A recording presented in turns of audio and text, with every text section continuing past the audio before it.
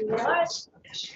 Senate Appropriations, continuing our work on the markup and of the 24 budget. We're on page 62 when we left off for our break. We're down, I think, to E200, the Attorney General. This is the language on what used to be called Mafusco, but I guess it's called something else now. And this is language that we have had in for a number of years, I think, as it yes, to retain a certain amount of the recoveries to finance their units activities. So unless somebody wants to change that, I'm going to suggest we post that language out. B, of the revenue available, state the amount that's from that fund, which I think is their litigation. When we get payments in, so they count on a certain amount, use a certain amount of special fund before we can actually direct out money into the general. So this is pretty standard as well. In E204, that's where we would add language. And this is where the judge, now Senator Sears was very interested. The retention, yeah, related piece, yeah, from Eric Fitzpatrick. So, did the administration ask for the judge? Did you support that position? I don't think we asked. There was a request on top of it. I believe so. So this is, we need the retention language so that we're not. In fact, I think the request was 2 judges, perhaps, but the House did 1. And the question of if you end up with more than 1, what is the knock-on effect for all states turning capacity? Well, it looks like they put a lot into state's attorneys. Number of positions. Whole bunch of them, like 2 judges.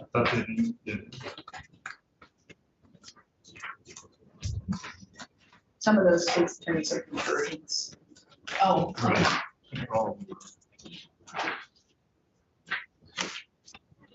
So they're not net new.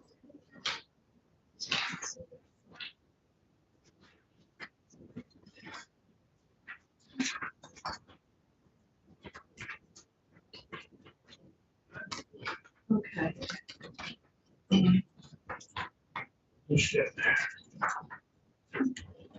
So, I think I'm trying to go back to what we had for requests. Senator Sears, the house in, we're on 204, section E204, page 63. They did establish 2 positions in judiciary, 1 judge and 1 court clerk. But Stephanie thought they asked for more than that. The judiciary asked for 11 additional positions. No, oh, wait a minute. Right, I've got it right here. Yep, that's it. So they asked for 1 judge, not 2. So it was 1 judge and 1 law clerk. Yep. And what they got was 1 clerk. Court clerk is different than a law clerk. Right. And They wanted a clerk associated with the. Well, they changed the name of the law clerk to judicial assistant, I guess. Okay. But.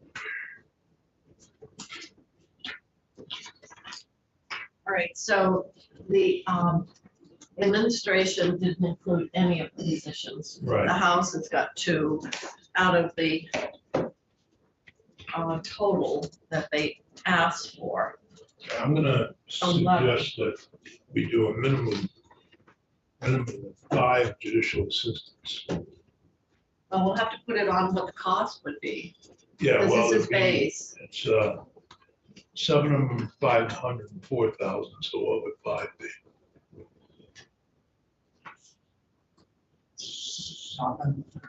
If you're saying 7 or Well, let me get my.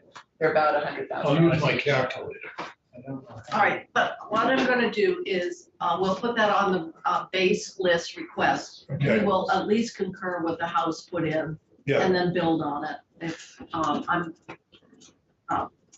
Adam, don't hold your head too much. Do you want to leave this as a court clerk, or What do are you you want to told? change this to I don't know. assistant? You know, you look It'd be like. additional 360,000 What do you mean, base. service people? Huh? About, we it's don't- about 72,000 per That- position. That does not sound like an annualized. That's not not right. Well, it says 504,000 for 7 positions, so. But I'm looking at that is 5. probably an amount for 24 only, not a fully annualized amount. If they're taking into how long it takes to actually bring them on board and what they will cost by the end of the year. I think we have to just understand what the annualized amount would be, so you know what the total pressure would be. Well, my meetings with Terrace or Someone's indicated that was for the year. They, Probably. The question is, It'll be 72,000 position. I don't think that includes the benefits. well, benefits are usually a third of the salary, so Yeah, don't so know. salary's probably down around 40. Or, I think 72 is fairly close. All right, well, we'll have to add that on as a request on the base. Can I, Yes, you may. so the House added 2, Yes. One judge and one court clerk. 1 judge and 1 court clerk, and that's everything they added. And the request was for how many? 11. 11. 11. And you're suggesting what? 5. But we're putting it on our list. Does that include the House or is that in No, addition? no, It's in addition. to the house. So you would have 7. wow, who you hire, why do you hire? 5 judicial assistants.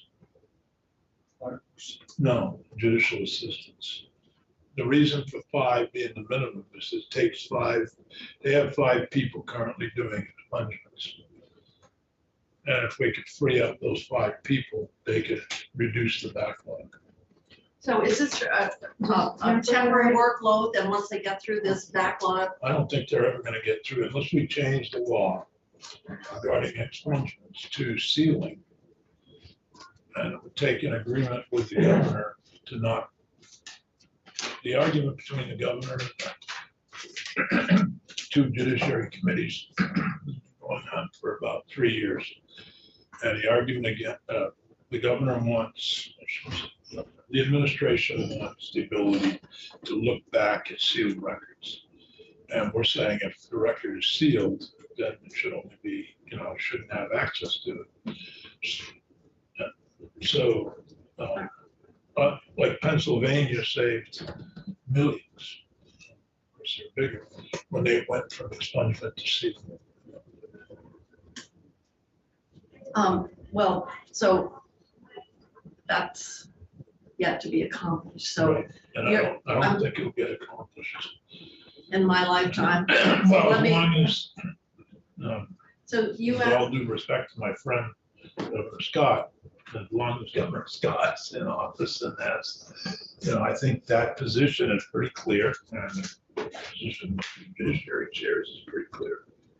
And the attorney general. so what, you want 5 judiciary assistants? Yep. That's what they're called, Judicial. Judicial assistant. judicial assistants, okay.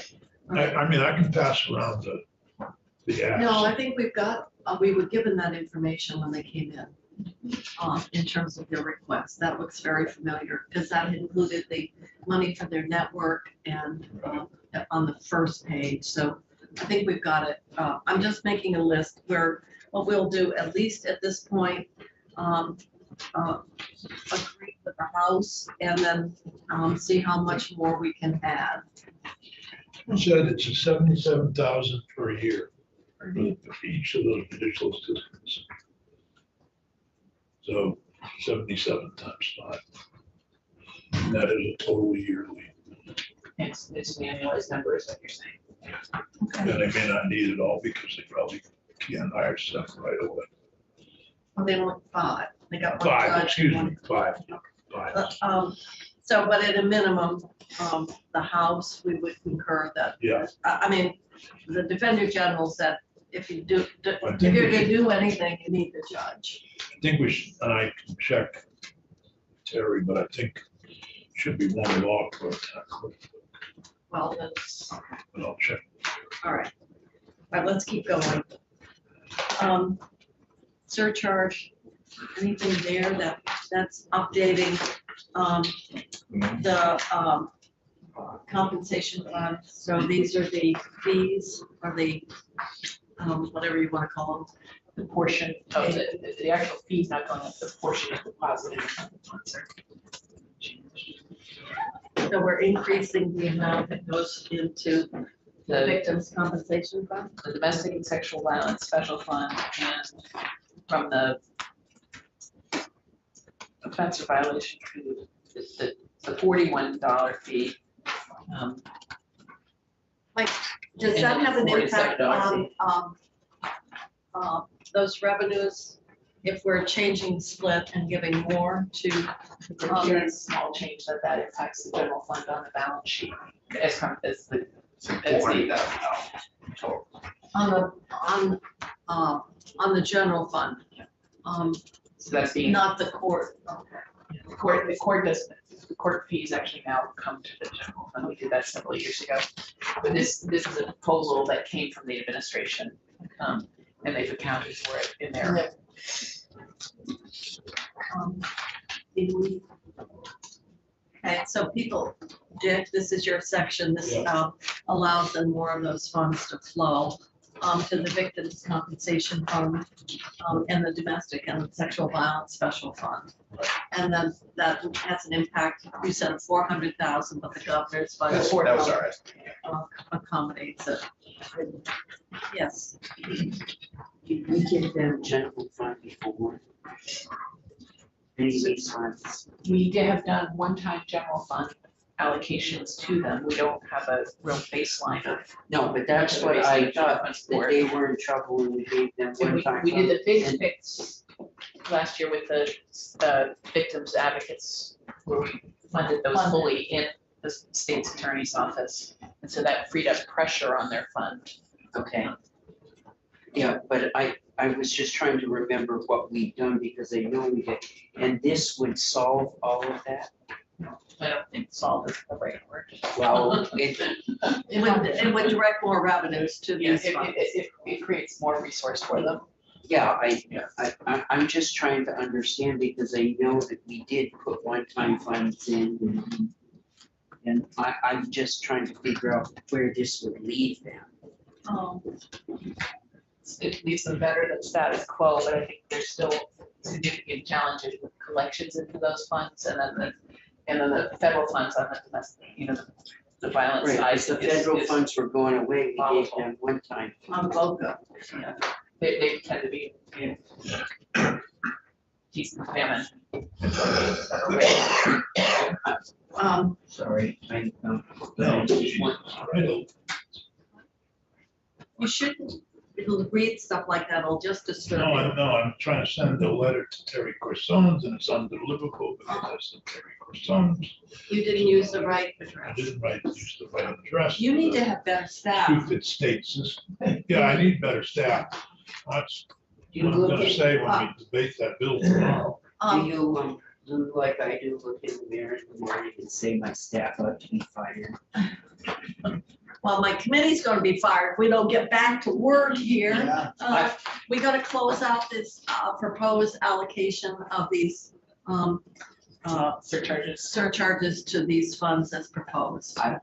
I'm not opposed to it, I'm just asking the question around that, because, we've been struggling around trying to keep everybody alive. Yeah, with one-time funds in this, and it just. But these are actually the funds that go out to victims. Yeah. This isn't to pay for the network staff per se.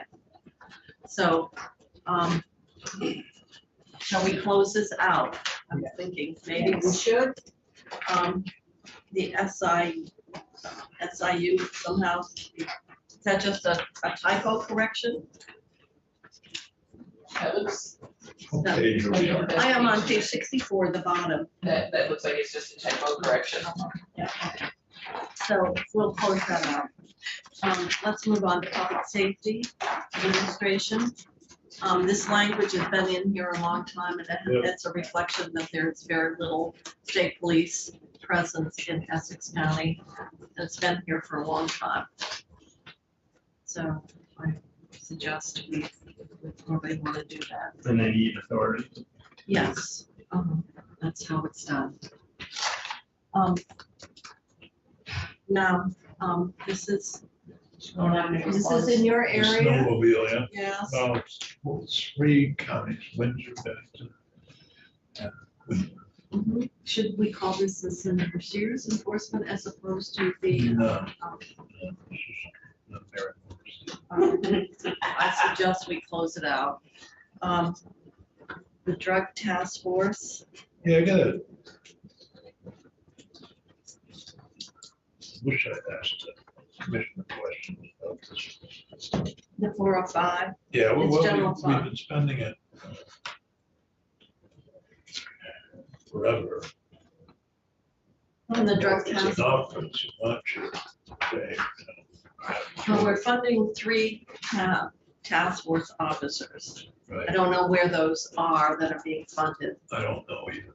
I think they vary from depending time on, to time, they work undercover. so they kind of move depending on the nature of. Thing, but I need, given the violence that we're dealing with in our communities, I wonder, if we should be looking at some of the, I know the task force has had trouble. I should have spent some time with that department. Perhaps someone could, We can Send- send it, that's send something an asked email about to the drug- commissioner to, Whether they carry update. money forward or if they Yeah. expended it, what Yeah. manner. Is this money, is it, you know, Is given it the say 3 level towns of over? drug violence in the state, It's just that it should just be directed toward other need, Do we need to and keep this out? it doesn't need to be modified. So if we could send that off, that would be good. I don't know, is that something, Sarah or Stephanie, I mean, Stephanie, you're trying to go through this with it. We'll So we'll put try to it get on. get more info, and get an update. I mean, some of this stuff you've been in, some of this, like, I've it's been, been, at least since the Douglas administration, and I know that 35,000 Yeah. has been in a long time. 20 years, I'd say. I'd love you if you gave them a little more, Well, Alright. but, you know, you wouldn't get credit for it. somebody else brings up the annual resolution. Number, section E212, dry hydrants, agree to it, we're moving on. Yes, ma'am. Yeah, we've been through the dry hydrants debate. Military, since the tuition benefit program is reestablished. This is the estimate of use and it fluctuates a little bit, but now we're sort of at a steady. Dave? Yeah. Yeah, okay. Veterans Affairs, this is kind of the medal program, Yeah, and Veterans Day Parade, I missed and that. Boys and Girls State, I think probably, Where was the Veterans Day parade this I year? don't know, it gets rotated, well, Mhm. this coming year, Yeah. I don't know where it's scheduled for. It's in Veterans Day. Yet to That's come. not surprising. But shall we keep this? Oh, Yes. Okay. Let's go on, weights I don't, and I measures. wonder if they're still doing. Oh, I wonder, they're still doing the medal program? Yes, I think they are. Still get people Yeah. coming? That was done. I think it might have even been earlier, because a lot of the Vietnam vets came Yeah. in for that. And it was really kind of important. Yep. No, Um, I'm not. All right, so here's a fee right here being proposed by the administration, $25. And that Wow. is, which is meaning that they would go out and make sure that you're getting the right amount of electricity that you're being charged for. That was, Is this in your own It is home ag. or is this at your, at a business? Out of business, yeah. And it's, they go out, they validate you're getting the right gallons of gas and the right pound of hamburg. And so now this is saying that they would have, and they just got the equipment, I think, necessary to do the measurement. And they're gonna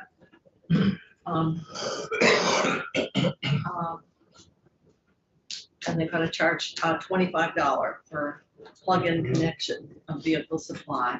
Wow, the administration actually. I know. proposed an increase. And the administration. A new fee. It is It's not a new consistent, fee. it's consistent It's an with, extension of the fee we charge on every pump. When you gas up, we're just extending that to the electric pumps. We So it's I not- had no idea there was a fee when I gassed up. It's $25. Did you know that? I did know that. yeah, and I didn't Yeah, know that there's a too. little But there's sticker on the gas also- pump. All grocery stores have got those Oh, scales calibrated to make Oh, sure. and that thing, that needs to be, oh boy, did I That's get why it it's from in a the Rutland ad. So clerk it's measured supposed to. when I stopped to use their bathroom. Probably because you're not About, paying. no, about the scales and Yeah. the way that the Agency of Agriculture, some guy from Orwell had just been running ramshot over the Rutland little stores. Yeah, made them not wave their fingers so much. I'm gonna suggest we agree that, Anyway. that ag, this does not begin to cover the That's why I was cost of. late the other day. Let's move on. This is E300. And this is for the contract of healthcare advocate. And is this, and I think the legal aid, So there's a recommendation in the technical letter to also identify the $1.717 million for the poverty law project here as well. What was two before the 500,000? 1.8. So the 1.8 is for the healthcare advocate, and the 500 is for legal aid capacity. And then within the same budget, the recommendation is to identify 1.717944 for the poverty law project. You don't, is that a VLA project? I don't, So that's in, so that doesn't add money? Is this in the governor's budget? This is a, no, not the, I think they put more money for legal aid. It was a request that we got from Rachel Seelig to increase. The question is this an addition to the base? This is speaking to the base amount of money in the central office admin line item. well, I guess I told Rachel I'd meet with her because this is in the secretary's office, AHS secretary's office. To make sure that we're clear on, because there is some match that has been calculated. But I don't know where that's all reflected, so. Leave it open. Sarah, do you want to add? Yeah, if I may, the language that we're looking at in this section, the part A was part of the governor's recommend. I think that's standard language that comes over that just details the amount of funding for the healthcare advocate. The House added a $500,000 gross increase here for legal aid, and so that's why we included that language. I think the Does the- technical letter is saying also include this the other base, the part. underlying base is identified too. Yeah, so that the full like AHS contract with Vermont legal aid be called out in this language. The other related piece that you're gonna see in the numbers is the House also added $250,000 to legal aid for the long-term care ombudsman, which you're going to see in the numbers. And that is in a Dale appropriation. But this is the central office piece, so, I understand. and then legal aid is asking for more on top of that 500 that the House added.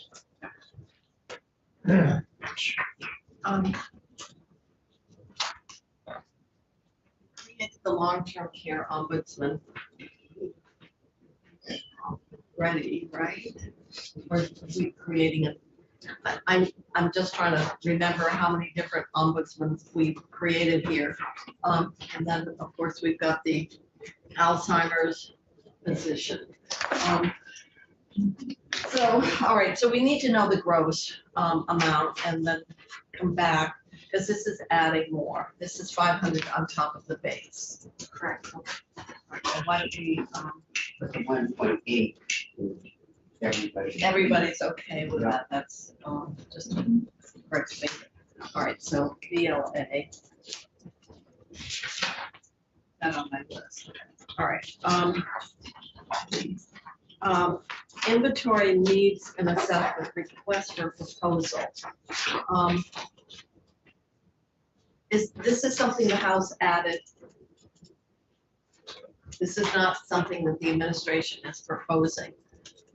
And is there any, I mean, this is, how much are we? Is there any money here? Oh, it won't be next year. Hiring They do this. When you're hiring a consultant, is this an unfunded, in other words, refugee office shall issue an RFP for comprehensive inventory needs assessment, et cetera. I don't need to read this to you. They contract with an independent party, and then the scope, and then they submit a status report to Human Services and Senate Health and Welfare. So, Senator Lyons, are you aware of this? No, I haven't seen it. But As there's far as no I know. money to contract. There is $25,000 in the one-time section of the House version of the bill for this inventory. Toward what end? For the- I think more money. I believe to hire a consultant to aid in the inventory. It's in, No, the purpose of the yeah, inventory. what is the purpose? In other words, if you're spending this money, is it, I don't know, to, It's like a service map that all refugees probably could access and how, who's serving. I guess we need to hear from the Office of Refugee Assistance. Well, they're also looking for organizations that provide support to refugees in the state and immigrant communities. What? And then the sources of funding for those organizations. Well, I know, I mean, but, What problem are they trying to solve? exactly, I mean, in other words, what is the utility or application? Or is it to present a case for why we should add more funding in the future? Is it to try to understand, I don't know, the,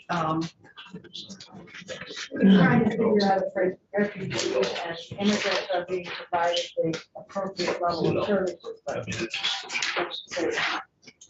it's because it has a summary of services. I and the know, sources of funding, but it doesn't go up. I would suggest this is a good issue for conference. I think, Not that I plan on being any more fucking. okay. I mean, it's just right up until this year, and we've been putting money into the refugee office, and up until recently, this has been a federally funded program.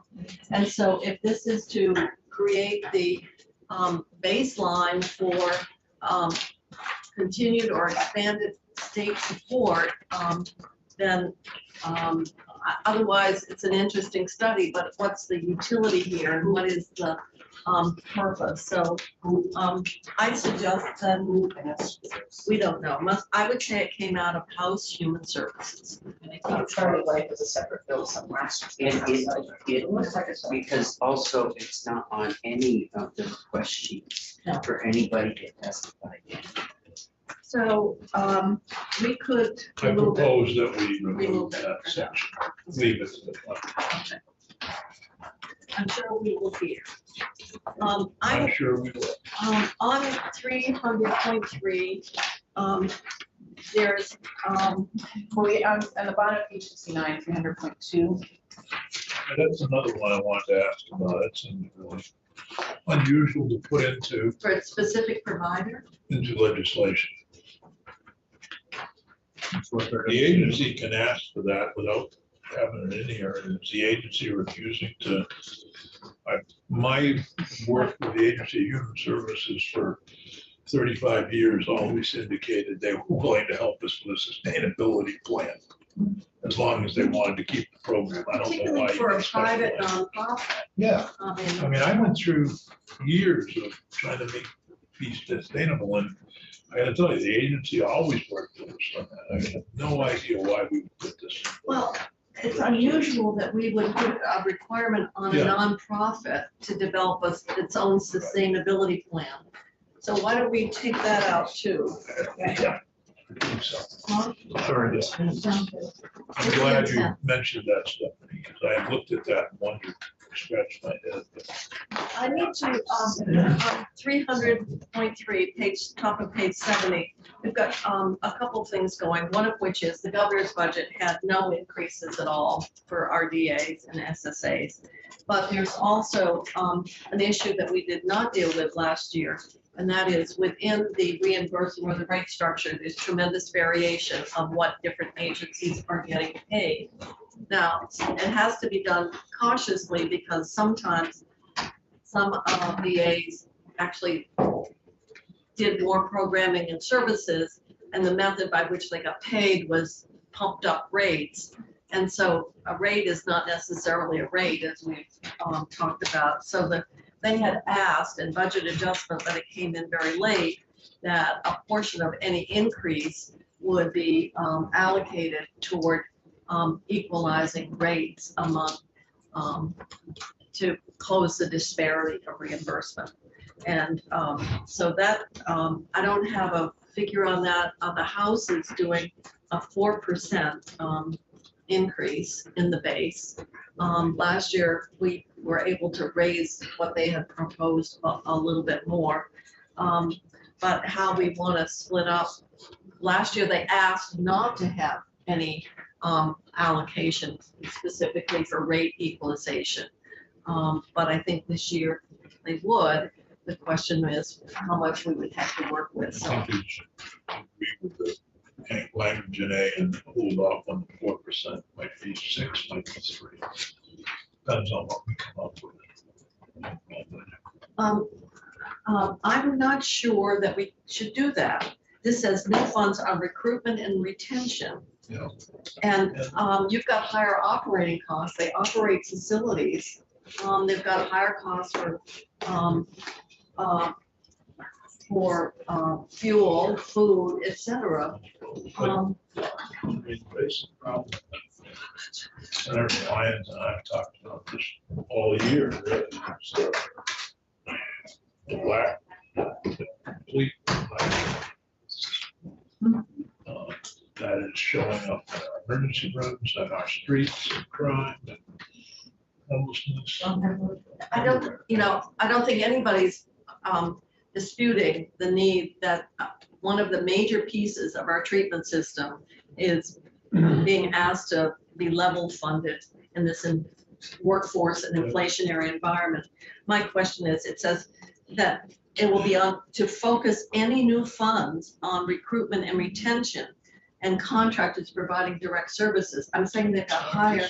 Somebody in the House, and they said that the agencies agreed to it, but Well, I'm not sure. You want to hold on? I want to this, why hold don't on we? because it's part of this larger discussion around. I do want to make, I do think we need to increase the. I think everybody's agreed. And there's no question that the general public views that we've got a treatment system in crisis. Yep. And it can't respond to the need. And so how we recognize that, I know the administration is saying, well, they're putting money into this new blueprint pilot, but it doesn't deal with individuals who are the most severely and persistently mentally ill. Certainly for the IDDS population, where you have significant mental health as well as developmental needs. And those are all, many of them are in facilities or in oftentimes in what is called therapeutic homes, but they're getting fewer and fewer. So I'm going to suggest this one is, if the 4% can be adjusted a bit, like we did last year, fine, but I think we need to look at the fact that that their inflationary costs are more than just a recruit workforce, they're also operating costs as well that are higher. So I would like to say we keep this open for now, and so we can talk more with the, and I know Julie Kessler wanted to talk, she's not in the room, but wanted to talk to me more about this. I think what we're saying is, We have another working group. where is that? Oh, is that the next one? Three hundred point four. Line.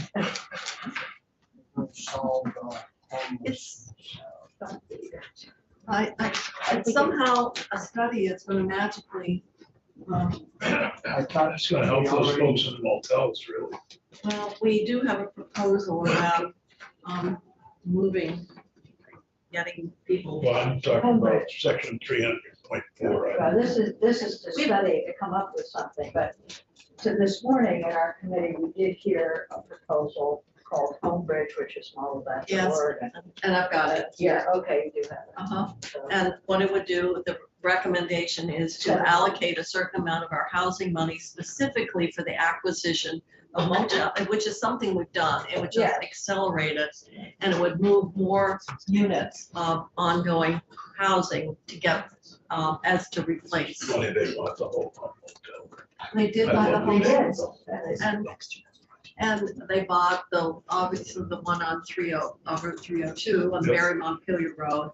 And they've done a number in the Burlington area. So, what we've had for testimony, of course, is the, revenue generated by what we've been paying under that, transitional housing have made those very valuable income generating properties, and the cost has increased, as you can imagine.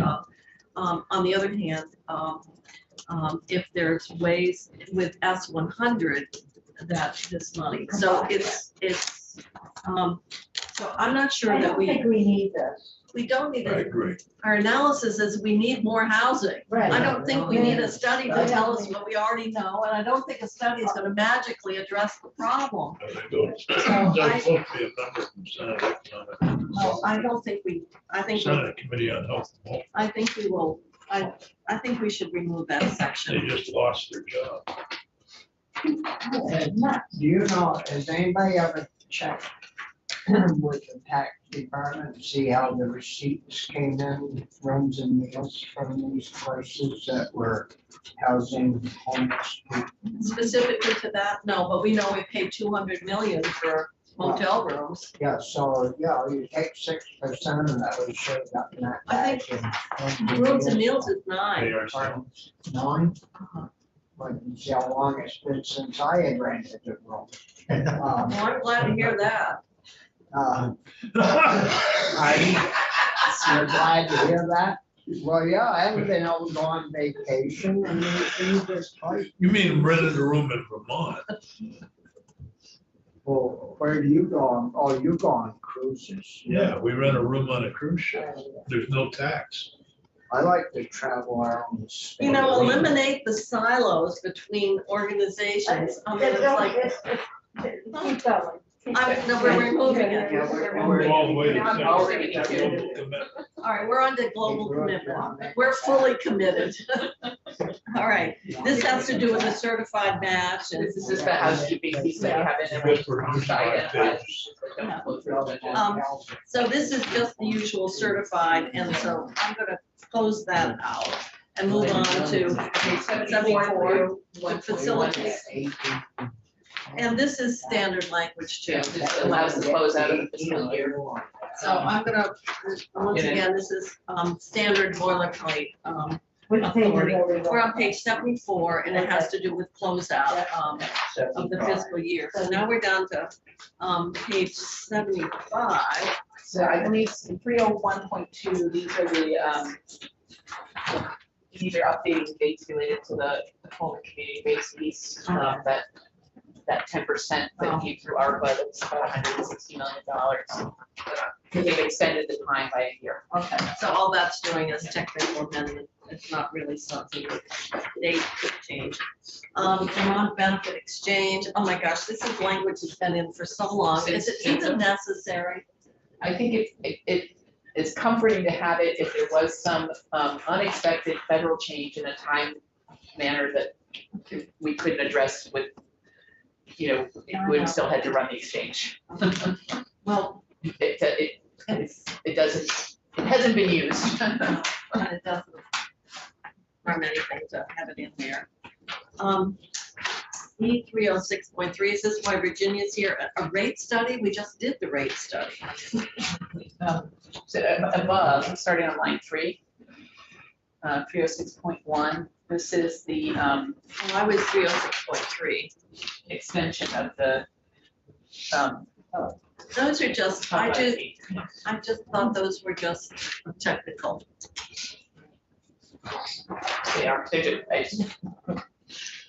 So I'm gonna have cosmic trust. I don't think any of us around this table would be able to question the accuracy of those, resolves and amendments. We're gonna have to read It's a long list of we're gonna have to references. rely on staff and our technical reviews. Section 11. So I'm gonna suggest that, You sure? Are you taking that out? no, we're keeping it. Wasn't there a study done about what the rates need to be? Yes. Yes. And did they just complete? They did, and they came up with, the $25. House moved it up to $21 an hour. The adult days say that the study was flawed and it should be $25 an hour. The House did move the rate up to what was recommended in the study. I don't know if And the providers still think that the 21 is too low. I'm not they sure want the what, 25. No, Right, they want the 25. Yeah, that's on my list. But the question becomes one of, do we need a rate study? no, I'm just saying, we just did a study Well, and it was flawed. What was it? well, We could do another class. We should sue them. We should have the attorney general sue whoever did. Inflation has changed. Well, we haven't, it hasn't, we lost adult days during the pandemic and we haven't had any open. look, I am So- not, I'm not in a position to vet the study report. My understanding is for all other providers, they felt that the rates proposed were solid. If that section, and I'm not sure, there must be some kind of financial analysis that the adult days have developed to say it should be 25 versus what the study had proposed. The House went with the study. I don't know what the price tag is, and I don't know what the analysis is. I don't think we need a rate study. I think we would need to have a white paper or something that joint fiscal could look at to see what is the basis for the $25 an hour request. And we'll have to put that additionally on the I list. think when we get the money pieces, we should have that. I'm not sure what this study is gonna do because we just had, I and know. I'm agreeing with that. Okay, so I'm But, It but, does say payment methodology. Yeah, I was just gonna say, they don't So talk about that- rate section. It says a rate study, but then it says proposed payment methodologies. So. I think that partly when somebody doesn't show up, they'll get paid. yes, Right, so it's like a per member per month. But we explored that in the past to see if they could, I met years ago, maybe the rules have changed under the new long-term care package. But to see if we could do like whole beds in nursing homes, and the information that I got back from DEVA at the time was that was not permissible under federal rules. Maybe the federal rules have changed, but it's not because it hasn't been asked, it wasn't permitted. And so it was, and that was the real problem. Now, if you can change, and I don't know if the report still is based on hours and that kind of methodology. DEVA is very good at looking at different payment methodologies and bundling. So I don't know if we need a study. I think the providers will also tell you, there is at least one place in the state, maybe two, that would look to open it up. And some of what we do with rates will depend on whether they're serious about. Like childcare. No, for. Oh, no, I for said adult like days, childcare. Like childcare. I'm sorry, I misheard, but, adult days to do that. So I think there will be whole issues that you'll want to discuss as we get. My question is, do we need a rate study? I don't think you need a study, I think you need to pay attention to rates and when we get. to So why don't- other issues. Okay, why don't we take that out for now, recognizing probably we move that up to 25. I I assume think- that would get rid of, I think Any this gets back to what we normally say, if you can't fund it, you study. that's true. Or if it's an Yeah. intractable problem, we're There's no gonna room study on it. the blackboard for that. What? Well, if you can't fund it, you study. And he attributed the quote to me, but I'm not. Well, Why we don't don't have you to. say it here? I'm just asking that it be put up. on the Well, blackboard. I have to say, from my perspective, every study that we put in is an obligation of staff resources. It's no different than expenditure of money. It's just experienced in a different way. And we have just seen the number of issues that we could study proliferate. And the question becomes one of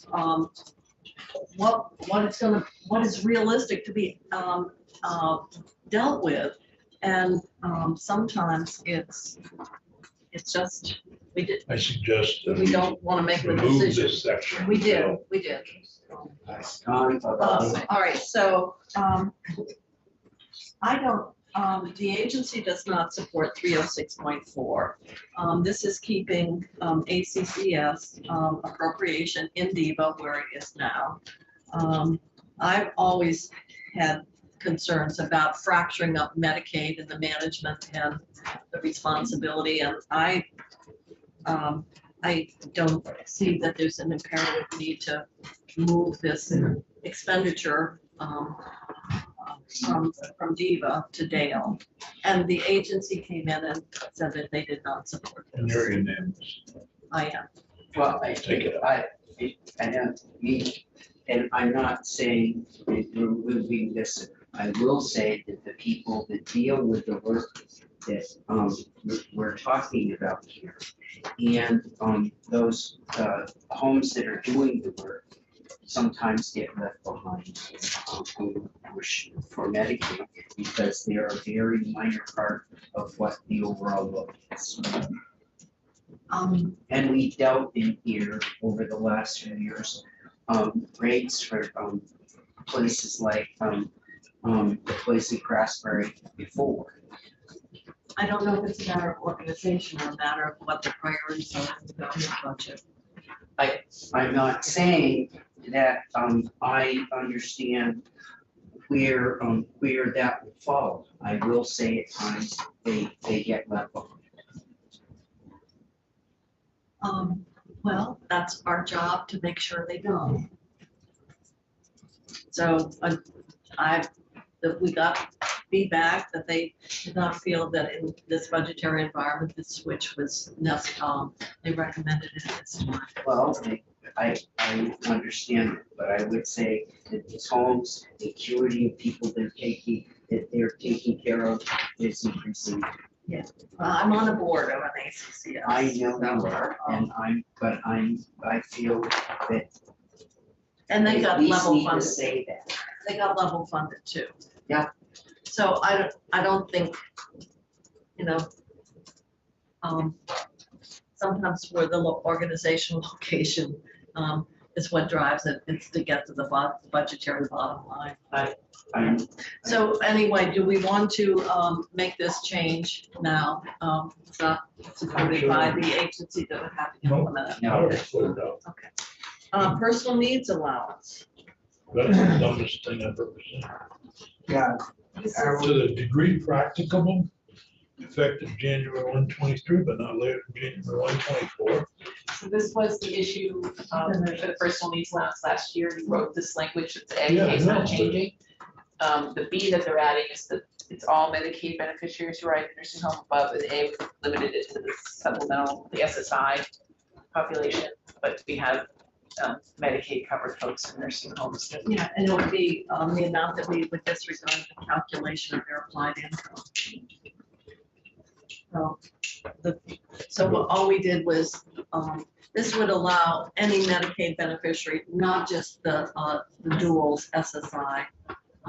That, I think that's good. I think it's good. My problem is, when is it gonna be effective? It says here, But no if later. possible, January 1, Because- 2023, but no later than January 1, 2024. It should be. It has to happen on a January 1 date, but it's But I'm So it's suggesting that, Well, we'd like no, I'm it, but suggesting January 1, administrative, 2023, put a period. because sometimes we find administratively they can't do it And by that they- time. They have to update I systems. don't believe they have done it. And they gave us warning that they probably were not gonna be able to do it this January, and that's why they don't. Well, a lot of those people aren't gonna be around on January 1, 2024. Well, this is well, we can't make the system work faster than it can. I mean, But couldn't it give back? no, because it's a, Right. oh my God, you'd have to go back and do retroactive reimbursement for the No? increase, which, And to do 10%. that For me, with sure care. Why can't we put that 25 instead of 24 in case they get it? Well, We don't because wanna they give them can, any longer. they can do it by 24. If The they- question is, if Could they can't do it by 23, And then it it has has to January 1st, 2023. So we're saying do it as fast as you can. Yeah. No later than. Do we even need to have that effective 2020? Since it's already gone by. So we put this in last year's big bill for hoping that they might be able to get done with other work and be able to effectuate this change. And they couldn't. They could, and we didn't quite write it right to include the all Medicaid people, so that's what you're seeing in B here. And so we should see the change. And I remember that at the time, and I called, you remember, I called and said, you've got other people other than that get this. And nobody, and they disagreed with me. Yes, they did. I want to be on record that I was right, that it, you know, because you have people with social security and other income that are Medicaid and they have a spend down.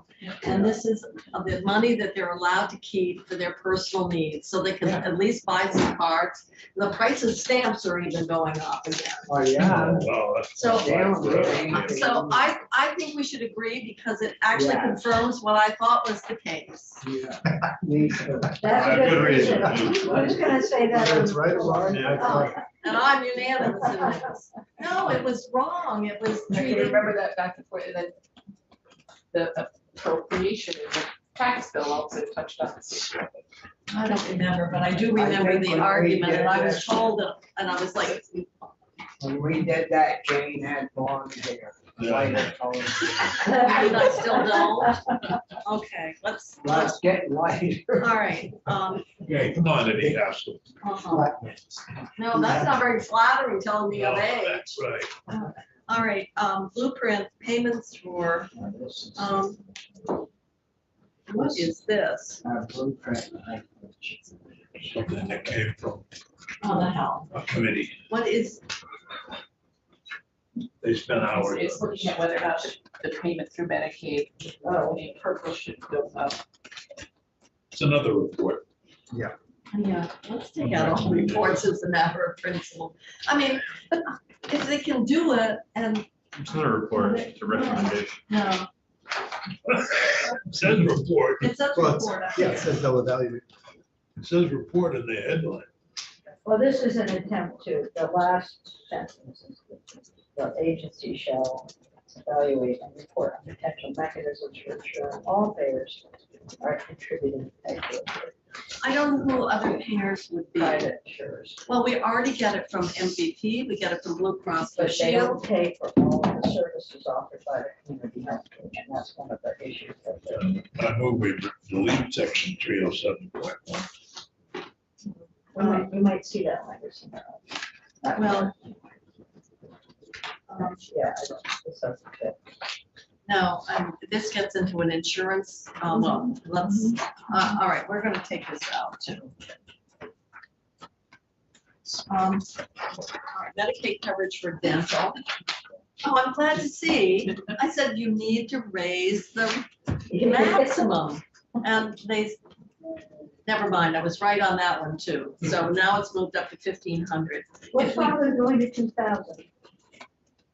You probably have to add some I'm money. gonna have to add more, and we've already added a lot of money. But if we're adding reimbursement for the providers, then. They calculate, I don't know how they arrived, but if we had not increased, all we would be doing is paying Dennis more money to do fewer procedures. So that's, there's a very large increase in the reimbursement to dental care. Did you get calls from your dentist about No, Medicare? those of us without dental insurance, though. So the question Like myself. becomes one of, if you were to move it to 2,000, And you look down below at 307.3. There's a study. We'll study a report. And It's another report. That Get would it look out at of here. the maximum also. Move and so this was the 307.3. house that, Second. was this the house that? These are house, the 307.2 should have come with the money from the governor. It just was not included.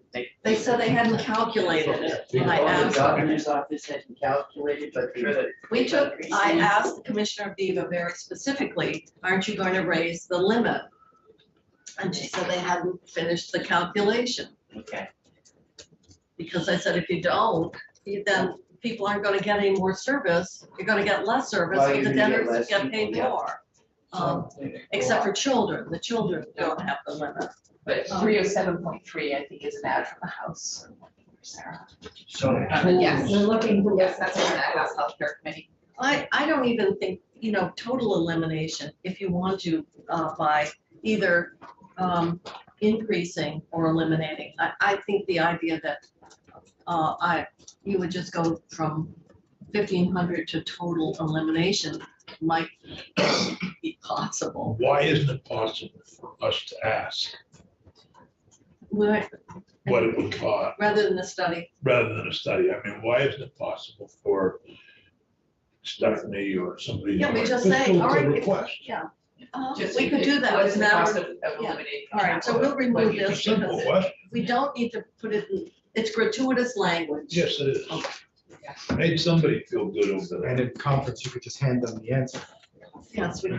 No, just- I'm sure we'll soon find out who made they feel good over there. All right, We're removing yes, this. because information, if you wanted to do it, then you can say, how much would it cost? If we wanted to raise it to the 2,000, for example. Simple question to ask. Or somebody at the, right?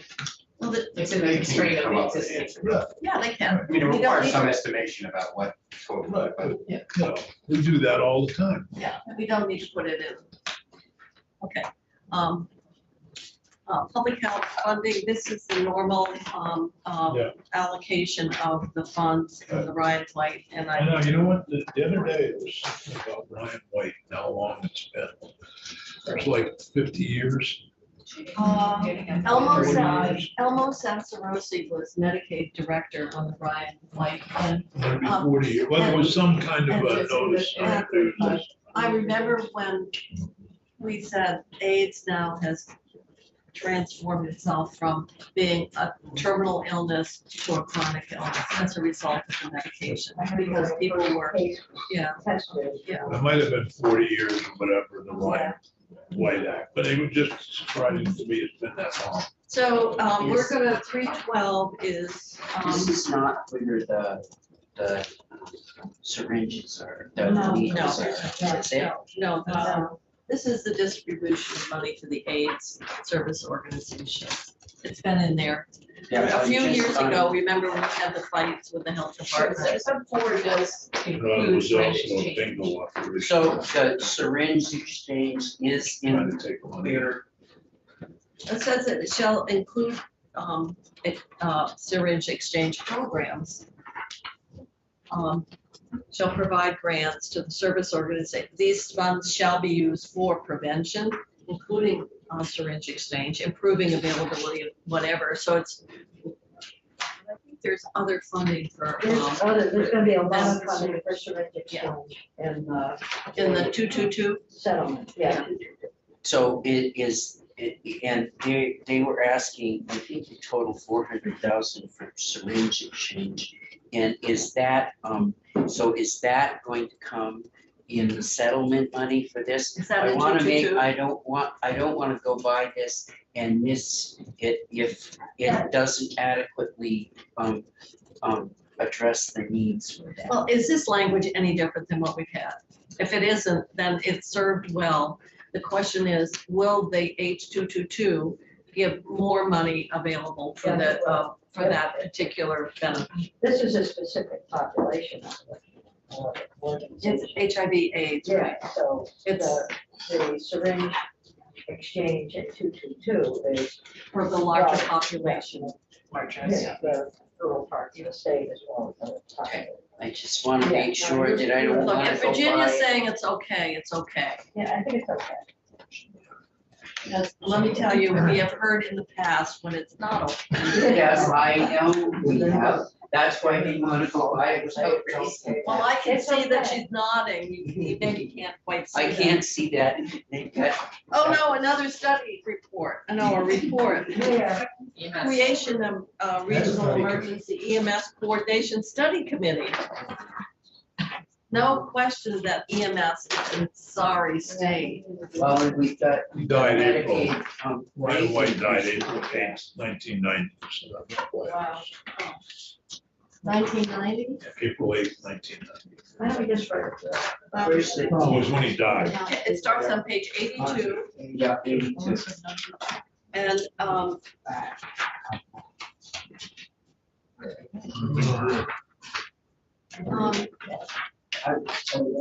Say in the Didn't EMS. government operations? well, Jeanette took a lot of testimony from EMS, but funding, the biggest problem has been the funding. Funding they and do coordination and training, so it's a huge area. And they're asking for a Medicaid rate increase, which I think is in the House budget. Good, there'll be a member of No, the there was- Senate, member of the House. Like, we know a lot about EMS. Right. Right, we don't, I don't know. Oh, what's that mean? Huh? What's that mean?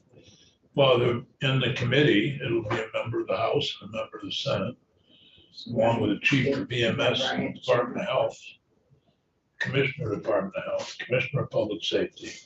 One member appointed by Vermont League of State Towns, one volunteer. I wonder if it's gonna be like the dispatch study that we had last year that came back and said this issue really needs to be deliberated by the legislature. Well, After 14 meetings. Well, Things are like- I think my cynicism on some of this, it's a terrible situation. It needs to be It's terrible. addressed. I'm not sure Well, that this is, it's all about money. No. There's It isn't. enough It's- money it's to pay also- those guys people and they be there. That's true. But it's also about coordinating with local. It appropriates $100,000 to the Department of Health to coordinate the report. So it really would be a great committee bill. well, maybe it started out that way. Yeah, no, I would. well, and there was also a study from this last Well, year. maybe the pro tem can create a committee of the Senate to. Blue ribbon. A blue ribbon committee.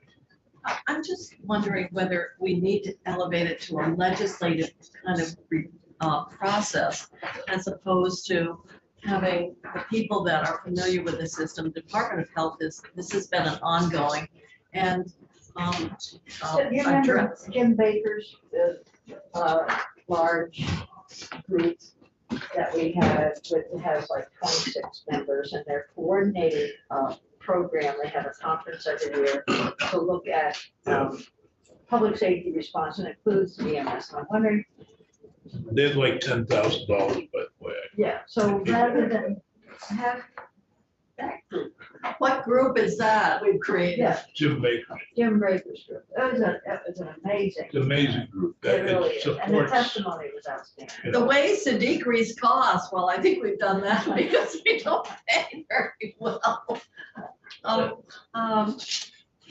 Yeah, but I just remembered they want 10 million. You need that, we need that. Right. We- What do you need that? Because Jim Baker asked you? Well, because it would help the organization. What is the organization? It's the members of the 26 different Every organization. organizations that Includes deal board, Who's in Well, that's, everybody's, First responders type? first First responders, responders. right? everybody's involved and nobody's, you know, nobody's in Well, it's charge. first responders. I guess the question is this? But anyway, is this is not $10,000. No, my question is, for us, we're seeing this for the first time. I don't know if the Department of Health has taken a position on this. There was a House bill that this came out of in that piece. The most important thing for the provider community is the Medicaid rate increase. A rate increase, and they've asked for $1 million in training from the And the House EMS gave them $1 personnel. million. And they gave them $1 million, and they also, I think, dealt with the Medicaid rate increase. Those are their most important ones. There are 2 studies in here about EMS. One about regional emergency medical services coordination, a study really, and then this, the 100,000 it is study 2. So let me ask, The most important thing is that we deal with the Medicaid rate increase and then the did that training. get built into the And the base? training. Just brought up to Medicare, right? Is that's what they did? Yeah. So they did the rate increase and they put in money for training, which, you know, should actually count toward our workforce development. It Because is, it is a form. yes, it is included, it was in H484, which was the workforce bill, It and was. now it's in the budget, yes, $1 million for EMS training. Where's it go? Who gets it?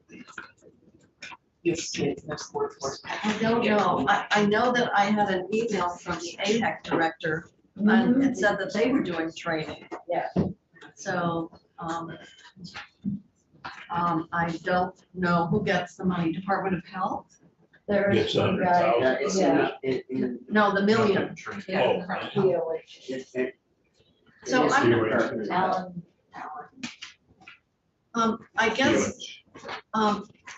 I guess the question is, there's a lot of work here. I don't know whether, to some extent, the basic fundamental issues have been addressed by putting money in for training, which I've heard the VTC program was very expensive. We were looking at something, and I don't know what the AHECs, they are doing some training, and maybe it's, I don't know, Isn't it, was there, maybe they're doing the local. I don't know. So my question is, do we want to keep this report? Do we want to strip it down, keep the money, and look at, are there certain things that we might instruct the Department of Health to examine in consultation with the EMS community and get rid of this? I would second what you just said and would support all of this. I'm just saying, when we get to the money part, because EMS, I will say around the state, is in Yeah. dire straits. We know that, we know it's been, did you hear this, Stephanie? What we're suggesting is that in light of the plight of our EMS, which is really, I mean, you do want to have somebody there with the ambulance when you need it, that we would agree with the rate increase and the training right now at $1 million. I'm not sure what that was arrived at. Yeah, Could I'm be not subject to either. change. And that we would instruct the Department of Health in collaboration with the EMS. They've got an EMS coordinator there. Let them examine, and we can go through and identify the areas that we want them to look at and make recommendations in terms of the coordination, adequate or reliable access to emergency services, how to optimize the structure. So straight through And, Department of Health. and have them Yeah. send their report back to the legislature. And then get rid of that elaborate study structure. Okay. And let them We do will, the we will work. get a draft of that together for you to. Yep. That'd be great. All right, substance use program 313. we've got a working group here now. Well, let me just say just about that. Oh, wow. Well, wait a minute, we're on subject. Oh, sorry, I'm one step ahead of you. So, Those are Nixon acts. what they have done is increase the recovery centers base by 1.8 million. I think probably what we need to do is in total look at what we're doing for base for all the community-based I agree. organizations to make sure that there's some I consistency. certainly don't oppose the 1.8. Increase to Jenna's house would be part of Yes, that. yes. The only, Jenna's promise would be in here. There's also, they're in the base for 400. They would look at this. But I think there are 10 or 11 of them. As I understand it, and I have to get back to my notes around it. I think there are a couple of providers that might have been left out of that. But when we get to the numbers that will be in the regular budget, I may want to come back and talk about that with the committee, because I don't think we want to leave anybody out of this. Well, I'm not, But I I think think we want need to be if we talking have- about certified programs, Yeah. because this gets into a different But it- issue. But I think when we get there, we'll at least as a committee want to know what we're doing, we'll do that. But the 1.85 is, I think we should agree upon that. Well, that was the one that they requested in the public hearing. And so I'm gonna suggest that we create a list of base increases for community-based providers. So we're looking at all of them at one time, because we're kind of going from one to another.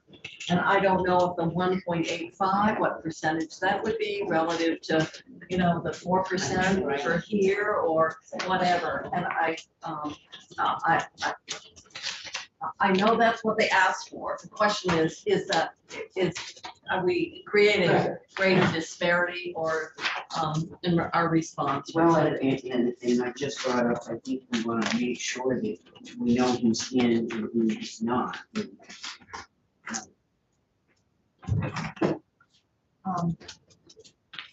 We can confirm that pretty easily. Sarah can probably shoot that off for us right now.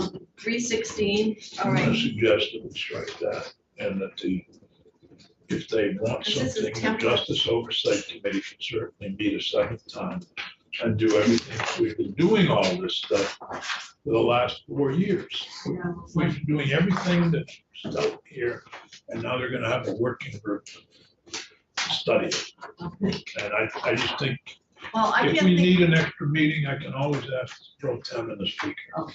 So, I mean, if they really want this, when we get to conference, Justice Oversight could do it. right? We've got an existing structure to do We've exactly been this. doing it, right? I mean, Yeah. Senator Bruce and Senator Lyons are on Justice Oversight. So We've we been got- dealing with this. Well, obviously, you haven't done a good job because we're gonna Evidently have. not, because the study House group thinks to we get- need this, 16-page study. They just want to know what you've been doing. All right, so we'll say, Well, part of the problem is, we know that there is a court case going on right now, so Yeah. we're trying to resolve everything this year. Yeah, once that court case is resolved, everything changes. you're talking about. Back end. Yeah, I mean, and I'm not even sure Mary's the right place. Well, For what they've changed their, and they may be, thinkings. and that in the end might happen depending on the exploration of other sites. But the issue around the statute and the implications, as you point out, is much broader. we've been doing it. So, all right, so we're gonna skinny that down and say we've already got a structure to do exactly that. Crisis standards, emergency housing. What is, DCF is gonna coordinate. Do you have a position on that? I know there've been working groups created. I mean, it's sort of like, plan to coordinate and deliver crisis standards. Well, doesn't this fit with what we were talking about earlier? I mean, it's emergency housing, but if there's a plan to go forward and allocate some of the housing money, transitional housing, and then Well, if we permanent want to move forward on that proposal for the, pushing for the Oregon model and get something that gets into place expeditiously, housing. I think we've got the teams, concept in place. We put additional money, recognizing that it's not just housing, you got to do the supports. Yeah. So another plan to coordinate and deliver crisis standards. I don't know what that means. If they're gonna end homeless. And get a plan. So when you have a crisis, there's a standard that you look at. Is this a crisis or just a 20 problem? million for expensive housing. I think at this point, we're not. we need- Let's hold this, Do we because I need think to it's part of hold? the larger house. Yes. Yeah, but That's what I would as say. Senator Purchase just pointed out, when do you have a crisis standard? I don't know what that means. It's language that, what does it mean in practice? Yeah. And somebody must know, but I think with the whole housing discussion, and particularly with the testimony that you've heard, our biggest challenge is to increase the capacity. You're trying to get out of the mess. And so Without getting developing blamed. standards and strong connections and so forth. Yes, no one can dispute that, but I just think that we've got some structures, we've got people at the table. And I think maybe we can look at that relative to the other proposal that you took the testimony on. Because ultimately, we're dealing with how to increase capacity and the number of units and the number of activities and plans don't necessarily result. At some point, it's like you said, we have to take action. We don't need to study anymore. Do you want to remove this, or do you want to maybe replace it with what you put in terms of the budget adjustment about making investments following the roadmap? Yeah, why do we even need to do that? I think I it's, was asking because that came. You said to hold out it of open? PAA, so I think at this point, we don't know the whole scope of what we're trying to do. So all of the stuff like this ought to. Let's just take it on out for now and look at how we want to put it into our comprehensive housing. So much of this seems ad hoc. And I think what we're trying to say is, what does this look like in totality? What do we want to fund? How do we want to be most strategic? How do we want to direct the precious funds that we have? And I feel sorry for DCF because their job is really just symptomatic of the housing realities. And that department was never created to, create the capacity. The department shall consult with stakeholders specialized in homeless prevention and mitigation. I think we need a We're gonna take it out. comprehensive plan of Kind our of home. find out who The those next people one, are. The next one is the $20 million. I think. No, the next right at the bottom of is page 89. the parent Oh, child we're still, centers. And I think there is an issue here of, they aren't state employees and the parent-child centers aren't. They may do some of our work on contract, but I'm not sure that we can tell them, that they have to do this with the money. So maybe that's our the intent. agency is feeling like they cannot execute grants that would express this intent. Yes. So let's take it out. They can't do it. I mean, we're just saying it's our intent.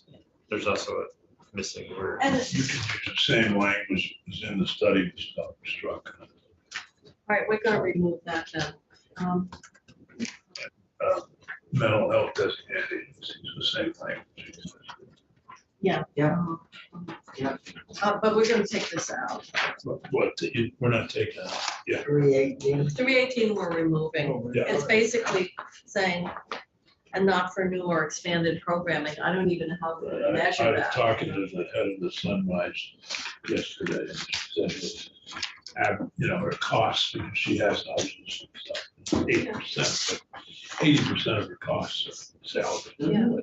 There is another food and housing. And then we got that 2 million in the budget that they, on the House budget, put towards your jobs. And I don't know what that percentage looked like, and I think if that's a base, we need to add that to our base list. Yep. Whatever we did for parent-child centers. I know they've said what they want from us is to get to 10 million. But I don't know how that, fits. Frankly, we have to look at the agencies that got created specifically to assume the responsibilities that were being provided at the state level. And that gets into particularly Brandon, it gets into our juveniles Yep. and children, and it gets into the state hospital. And when those Brandon institutions Week School. were closed, it came with that understanding that those core responsibilities, using a community-based model needed to be supported. So I am, We can't forget the county jail. where's Kent Stone with what we need him? I don't know. I So- think he's still working for the agency.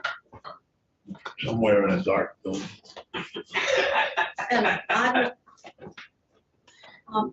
I don't know what this other GA adverse weather may provide by policy. Is that institution of rec? Yeah, so that it's permissive language that allows them. Is that what the agency wants that? Yes, they came over with the Can't funding. they, why can't they do that now?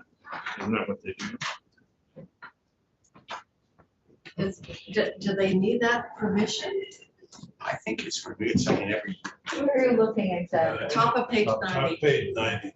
Yeah, it's a. Okay. Commission Oh, for children and families may by policy. Doesn't even shall. Oh, Not even a I shall. think it's an annual renewal. But It's something they have now, but we need to add it. he or she may, they don't have to do it. Well, if the motel program shuts down, then. Understood. But it just says may, so. I guess it probably is unnecessary. They have the ability to make exceptions under their policy now. But if it's something that's been in there, we continue it. Far be it from me to fight that one. There's another. It's not hurting. Oh, we got another one? No, the next one is the floor amendment. Oh, The this is next one is The 20 $20 million. Oh, this is Teresa's trailer, isn't it? Well, I think it totals 40 million.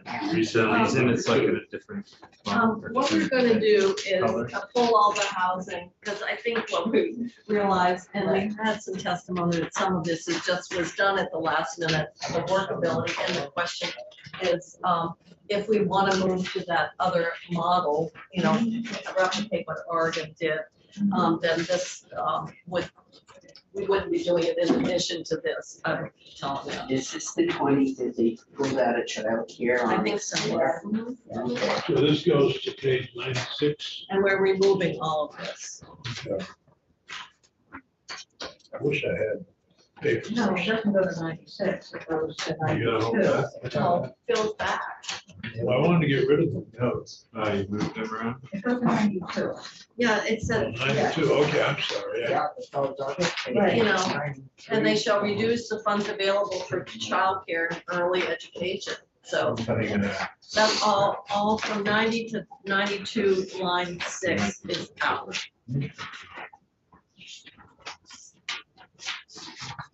Okay, definitions. We're going to here. Which I had.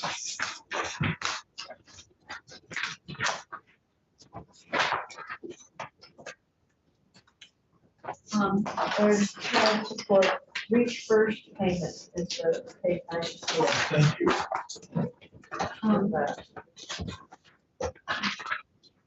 What is all this that's happening here? Repealing several definitions.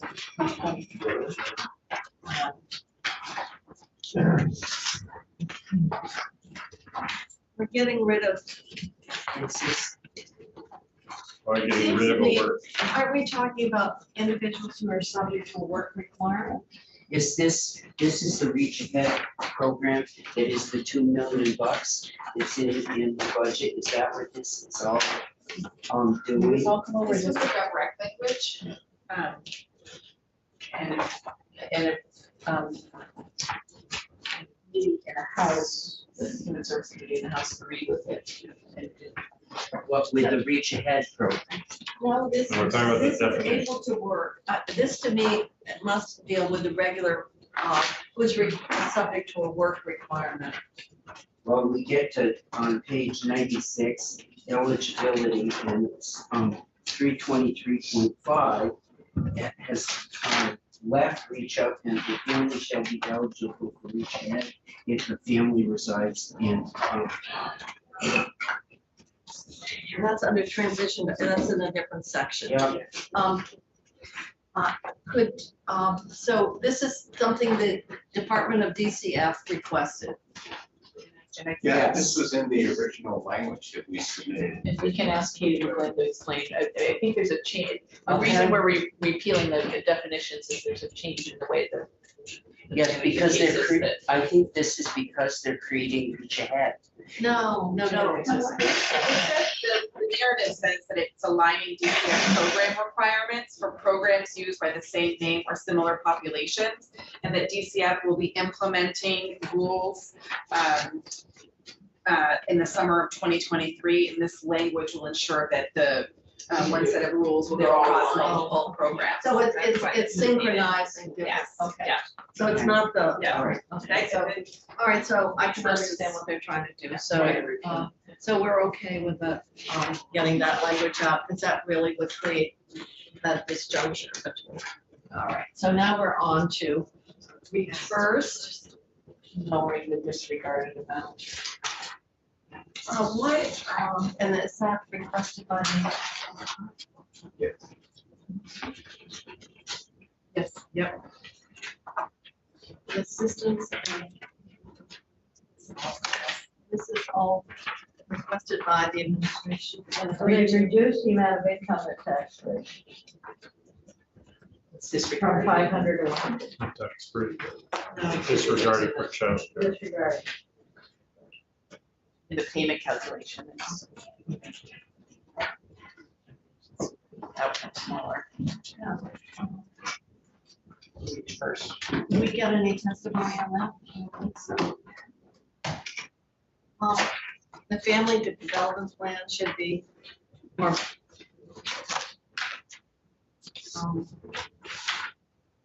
That's fine with me, because there's some people that in fact, maybe the optimum employment is in some kind of a public service employment. Because of their, I don't know, because of either physical or intellectual limitations. So that's okay. Transition to other programs. Yes.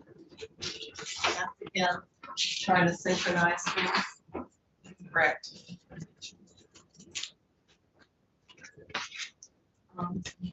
Eligibility. This is the reach ahead. Yes, you just in the transition issue, are taking out language around, Reach Ahead shall be treated as a recipient. There is $2 million that the administration requested, it's supplemental grants, That's 323.7, the pilot program. but what you're getting into the eligibility and the Reach Ahead, you're getting into the $2 million that the administration requested, that the House supported. It will give grants to individuals as they as they go off from Reach Up and start to get work requirements. That's And on there's page 97, bonus- you're on 97 now.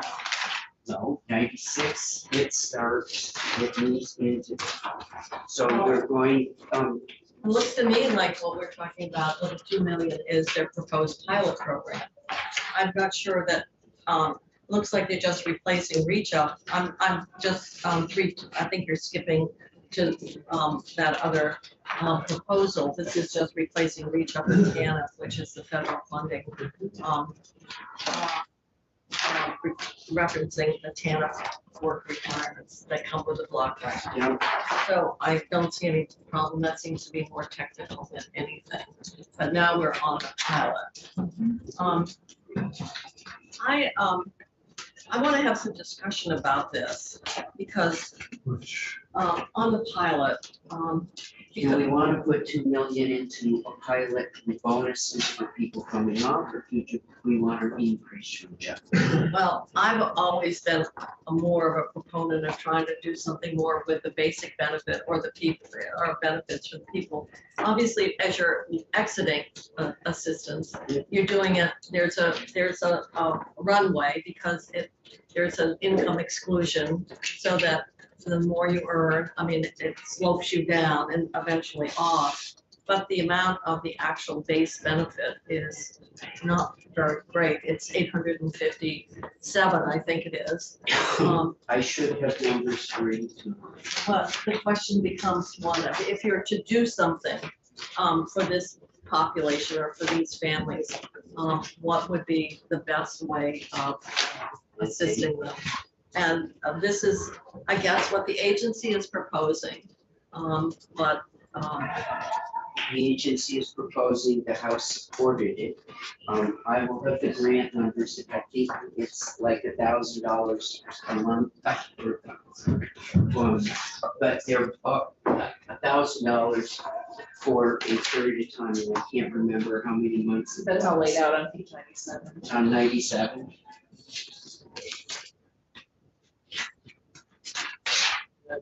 The payments that go with how long they're. For 6 months, it's $1,250, it's $1,000 for participants. That's what the 2 million did. I But know, the larger question is the question you're asking. Would we rather put money into a base increase for reach out participants? Or would we rather do something for the sloping for people going but up? these are families that have left the program. And so they're families that are no longer eligible because their income is too high. And that's after calculating the income exclusion, because it used to be 30 and a third, but we've kept moving it up. Trying to get rid of that cliff. But, well, that's why there's that slope. And so it's sort of like food stamps. For each $3 you earn, Yep. you know, there's a reduction. The question becomes one, out of the reach up families, is this the group that have left because of employment after the income disregards? Or if you had 2 million, I think what we're talking about, would you want to direct it to the basic benefit structure for the families that aren't able to work? Or, you know, you could be coming on because you've left an abusive situation, you've got a period of time to stabilize, the basic benefit is quite low. So you want to put greater resources on top of the enhancements that have already been put in place on increasing the earned income of the disregard? Or would you rather want to do something for that base benefit that families rely on to meet their family's basic needs? So that, we've done both. This committee has done both. We did the childcare, Stephanie, I don't know how many years ago we did that. When the rolls were dropping. Yeah. And so we've done, we did some benefit increase. The question is, if you had $2 million, this is what the administration is proposing. But I think we're saying, is there They're enough? proposing it with one-time money. I know. And I don't know if part of the pilot is, do you, if you have these payments, especially under 4, do you have this natural experiment and incent people to move quicker if it's truly a pilot that you wouldn't be able to? I don't know. So, I- and the other problem, of course, this is what we're talking about is, can you do anything with the base? And that's the, Well, but I think it goes beyond, because this is all that under 185% of poverty. That you have to look at, I think, a whole living situation of somebody that is on reach up itself. They're losing supplemental food, their housing allowances, is, not keeping up, and the payments they're getting are, so all of that together, I think you have to look at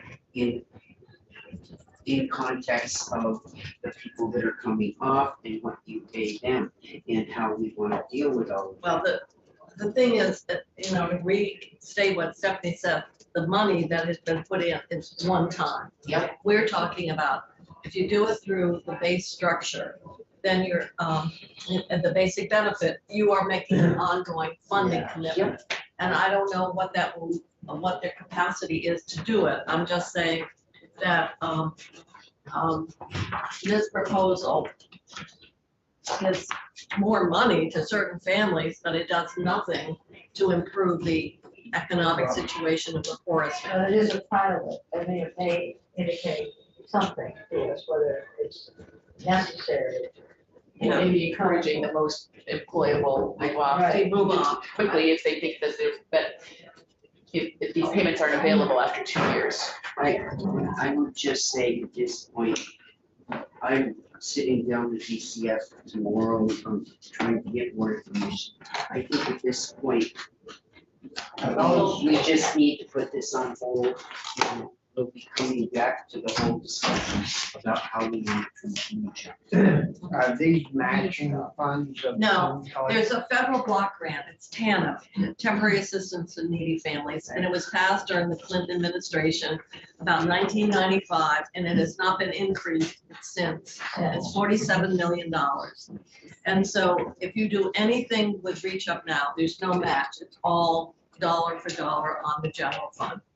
And that's an example of why block grants are really a problem. It was a replacement for the old 4A program, which was a match program, and therefore any increases you got to share. And those days are long gone. So that's the dilemma.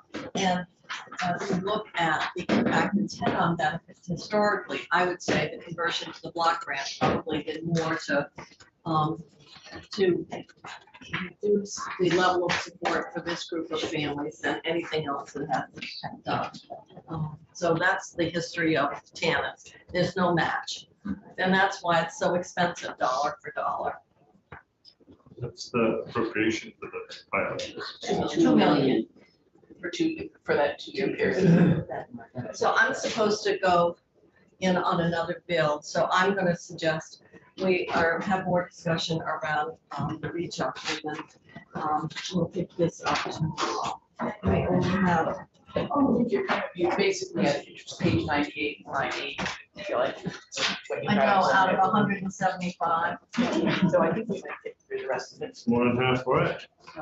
There is a lot of the remaining pages will wade into the workforce and economic development world. One thing related to the Reach Up, a pilot program, the Reach Ahead program, the House changed the incentive structure from what was in the governor recommend, Yes, they and that they increased the payments in the earlier, like in the 6-month period from departing, and so just so you know, slight change from the governor recommend. Well, we know that incentives do influence behavior. There's no question about that. So, once again, it's gonna be a choice, and the one thing about this is that it is a pilot, so it's not, it doesn't create that ongoing base obligation. Once you start it, if it's successful, then you might want to come back and say continue funding it. I'm sure there are other people would like to do both, but I don't think we've got probably the capacity necessarily to do that. So, we are